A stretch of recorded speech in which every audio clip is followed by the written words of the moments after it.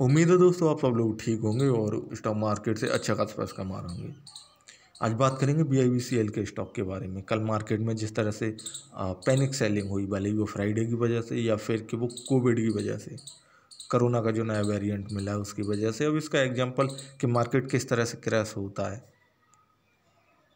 हमारे पास 2020 का भी है, तब भी ऐसा ही कुछ हुआ था। बहरहाल अभी 1500 पॉइंट 2 दिन पहले, 1600 पॉइंट कल, तो मार्केट टूटता हुआ जा रहा है। ऊपर से अगर आपने किसी स्टॉक को बाय किया होगा तो फंस गए होंगे, और नीचे से अगर करना चाहते हैं तो ये एक अपॉर्चुनिटी हो सकती है। चूँकि भारत इम्यूनोलॉजिकल पे वीडियो बना रहा हूँ तो अब आज वहीं तक सीमित रहेंगे। ये स्टॉक क्योंकि ऐसा तो अक्सर होता है कि अक्सर होता है, हमेशा नहीं होता, अक्सर होता है कि दिवाली के बाद लगभग प्रॉफिट बुकिंग ही होती है। FI निकल रहे होते हैं चूँकि क्रिसमस वगैरह, और जब FI निकलेंगे तो मार्केट गिरेगा। लेकिन ऐसे में फार्मा सेक्टर अपना चलता रहता है। फार्मा सेक्टर का ये स्टॉक है भारत इम्यूनोलॉजिकल। कोई भी रीजन हो आप फिक्स कर दीजिए, जो आपके दिमाग में हो वही लगा दीजिए, वही सही है। कुल मिला के मार्केट तो टूटा। अब ये स्टॉक, क्या इसका फ्यूचर है? 80 रुपये से टूटा हुआ स्टॉक है। कई सारे लोग फंसे हुए होंगे स्टॉक में, सड़ा हुआ मानते होंगे, बेकार है स्टॉक। क्या ये स्टॉक कोई रिटर्न देने लायक है? क्योंकि अभी मैं स्क्रीनर की वेबसाइट पे हूँ, यहाँ पे लिखा हुआ है, मैं हिंदी में बोल रहा हूँ, अंग्रेजी में आप पढ़ सकते हैं कि ये एक इंडिया बेस्ड बायोटेक्नोलॉजी कंपनी है, ठीक है ना। और कंपनी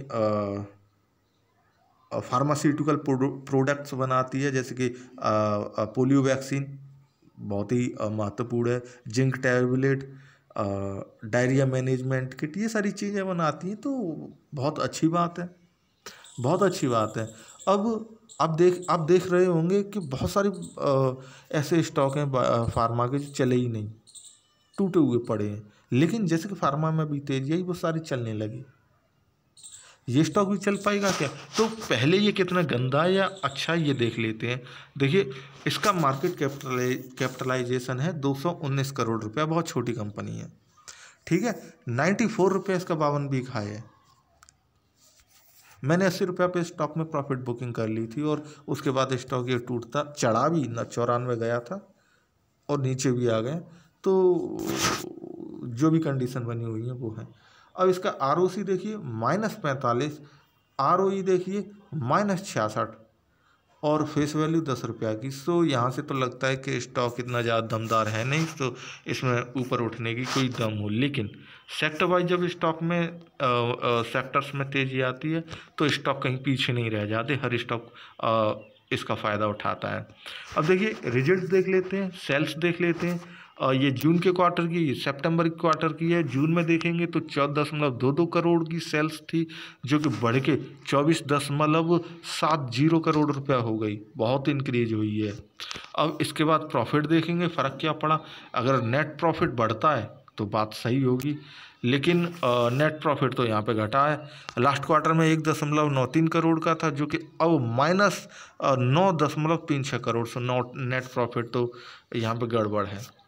अच्छा, अब कंपनी के पास रिजर्व क्या रखा है वो भी देख लेते हैं। तो मार्च के क्वार्टर में स्टॉक के पास, कंपनी के पास, स्टॉक के पास नहीं, -9 करोड़ का रिजर्व थे, जो कि बढ़ गए, अब 64 करोड़ के हो गए। और बोरोइंग है, हाँ कंपनी के पास बोरोइंग है, बोरोइंग बढ़ी है, लेकिन रिजर्व भी बढ़ी है। ये चीज़ आपको ध्यान में रखनी है। अच्छा, अब देखते हैं यहाँ पे और ऐसी कोई काम की चीज़ है नहीं जो शेयर होल्डिंग पैटर्न है यहाँ पर।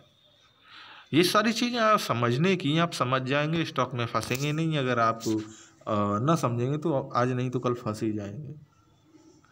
जून का क्वार्टर है और ये सितंबर का क्वार्टर है। प्रमोटर्स को देखिए कि 59.25% इनकी होल्डिंग है, जो कि बरकरार है 2018 से लेके अब तक। DIs की होल्डिंग देखिए कि बिल्कुल भी नहीं है। और पब्लिक देखिए 40.75% इनकी होल्डिंग थी लास्ट क्वार्टर में, और इस क्वार्टर में भी सेम है। लेकिन अगर दिसंबर से कंपैरिजन करें, दिसंबर में 40.74 थी, जो कि हल्की सी इंक्रीज हुई है। सो अब आप इस स्टॉक के बारे में क्या एक कंक्लूजन निकाल सकते हैं? देखिए, जैसा कि मैंने पहले कहा, फार्मा सेक्टर में तेजी आएगी तो सेक्टर की तेजी में स्टॉक मूव कर जाएगा। कंपनी इतनी ज़्यादा अच्छी नहीं है कि कंपनी पे आप यकीन विश्वास करें, फंडामेंटली इतनी मजबूत है कि कंपनी पे आप विश्वास करें और उसमें मोटा पैसा डाल दें, तो ऐसा कुछ नहीं है। लेकिन कंपनी का बिजनेस बेहतरीन है। अगर सेल्स नहीं है, सेल्स तो इंक्रीज हुई है, नेट प्रॉफिट को अगर देखें तो नेट प्रॉफिट ज़रूर कम हुआ है, बाकी रिजर्व भी बढ़े हैं, तो ये दो चीज़ें भी आप इग्नोर नहीं कर सकते। बाकी फार्मा का स्टॉक है, आज नहीं चला तो कल चलेगा, कल नहीं चला तो परसों चलेगा। 94 रुपये से टूटा हुआ स्टॉक है। सो ये स्टॉक अगर तेज़ी का फ़ायदा उठाता है तो आगे बढ़ सकता है, बिल्कुल आप इसमें इन्वेस्ट कर सकते हैं। और फ्यूचर का देख के अगर आप इन्वेस्ट करते हैं तो धीमे धीमे कम कम क्वांटिटी स्टॉक में खरीदते रहिए, अच्छा मुनाफा दे के जाएगा। लेकिन इसमें एक साथ अगर आप पैसा लगाने की सोच रहे हैं तो ये एक बार आप दोबारा सोचिए, अपने इस विचार इसे दोबारा से विचार कीजिए, इस चीज़ पे एकदम पैसा नहीं लगाना। ये फंडामेंटली है। अभी चूँकि आज मेरा सॉफ्टवेयर अंडर मेंटेनेंस है तो मैं चार्ट पे बात नहीं कर सकता हूँ। बाकी मोटा मोटी मैंने बात बता दी स्टॉक के बारे में। फिर भी कोई क्वेश्चन हो, कमेंट हो, वो आप ज़रूर कीजिए, आंसर मैं दूंगा इसका। ठीक है, वीडियो देखने के लिए बहुत बहुत धन्यवाद।